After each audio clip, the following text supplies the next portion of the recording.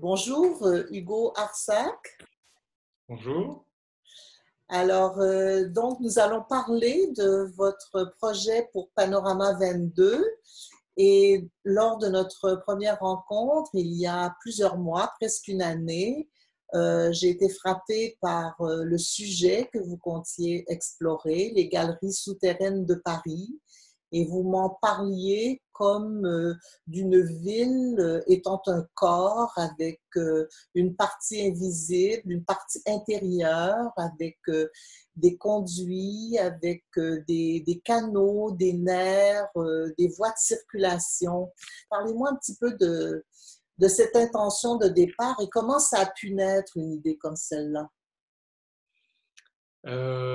Ça a pu naître parce que j'ai vécu à Paris pendant un certain temps et j'avais un peu envie de changer mes souvenirs. Et c'est pour ça que j'ai commencé à faire d'abord un documentaire en souterrain, puis ensuite cette installation.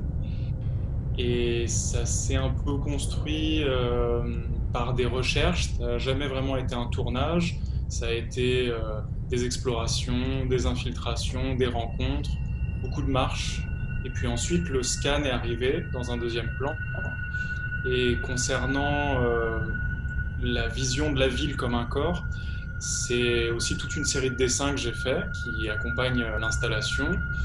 Et en fait, c'est l'idée d'imaginer des galeries euh, d'une métropole qui l'a fait fonctionner, comme les égouts, faire l'association avec les intestins d'un corps, le système d'eau tension électrique, comme le système nerveux d'un corps. Et donc voilà, je fais des rapprochements entre corps et intérieur de la métropole. Mais quand on passe à l'action, là, quand vient le temps de prendre les images, ça veut dire qu'on a des contacts, ça veut dire qu'il y a des gens déjà qui sont présents. Il y a des corps dans cette ville qui y vivent pratiquement. Donc, vous êtes parti un peu à la recherche de ces gens et de ces réalités physiques à filmer, à pas à filmer en fait, à numériser. En fait, ça s'est organisé de plusieurs façons.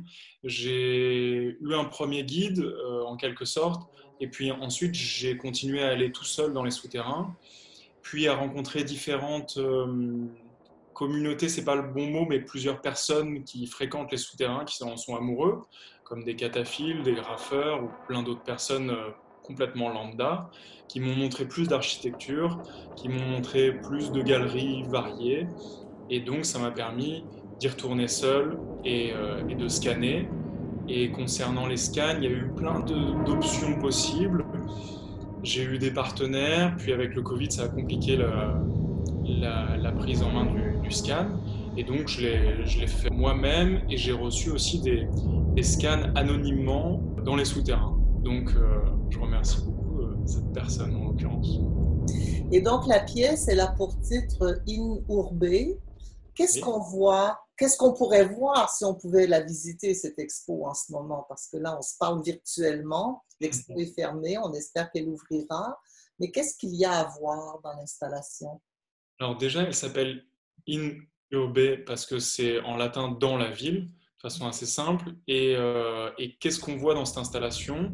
En l'occurrence, on voit des grandes parois courbes en lin noir sur lesquelles il y a des projections.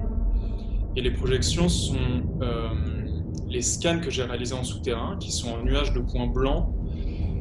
Et au milieu de ces murs en lin, on a un bloc de marbre massif avec une manette qui nous permet de déambuler, de changer de champ de vision et de choisir notre direction.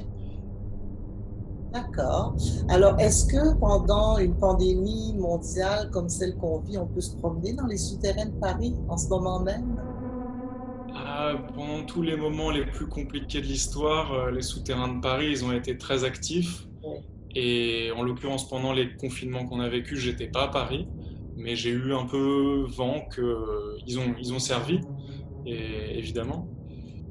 Donc, c'est une œuvre qui nous fait penser effectivement à la ville d'une manière tout à fait différente. Merci beaucoup, Hugo Arsac.